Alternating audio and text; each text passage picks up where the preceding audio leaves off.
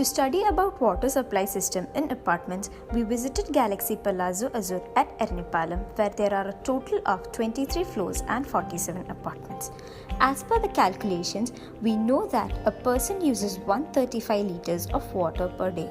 Since we are Keralites and majority of the clients are Muslims, the consumption will be even more. So, they calculated 190 liters per person and designed the tanks accordingly. There are two open wells located at two ends of the site. Using the sump, water is pumped to the storage tank after treatment. There are a total of 3 tanks: domestic tank, flush tank and a KWA's corporation tank, each with a capacity of 30,000 liters. Apart from these 3 tanks, there is a fire tank with a capacity of 75,000 liters.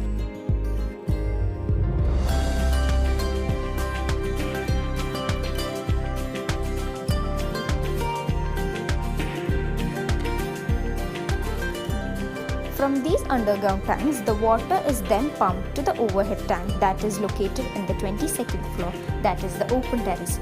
Like the underground tanks, there are 4 tanks in the open terrace, which includes the fire tank. Here also, water from the underground tanks are first pumped to the fire tank, which overflows and fills the other tanks. Thus, water in the fire tank does not remain dead. Likewise, water is pumped twice a day, in the morning between 6 am and 10 am when the water demand is high, and in the evening. From here, water is supplied to each apartment through ducts. In the case of 3 BHK apartments, there are a total of 4 ducts, 3 for each bedroom and 1 for the kitchen. Similarly, for 4 BHK apartments, there are 5 ducts.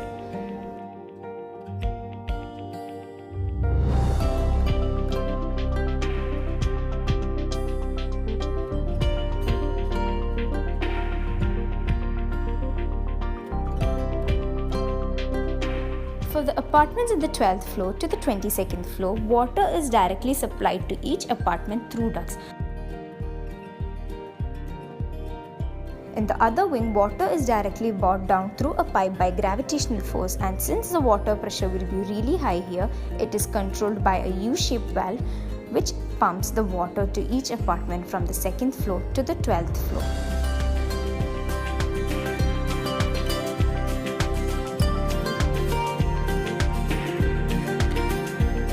Coming to the waste management, wastewater is developed from mainly 2 sources, WC and domestic usage, that is the waste from bathrooms and kitchens. From here, the solid waste will move to the sewage treatment plant where the primary filtration takes place. It enters through an inlet located at the bottom of the tank. Since it moves at very high pressure, the solid waste gets crushed into tiny particles. After that, it gets settled down and the effluent is moved to another tank where the secondary filtration takes place.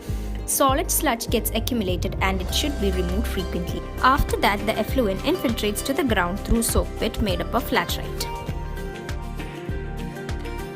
Similarly, wastewater from domestic usage is moved to the ground and collected in a tank containing a mesh at the top which collects solid particles like hair, soap, etc. and then the effluent infiltrates to the ground through the same soak pit.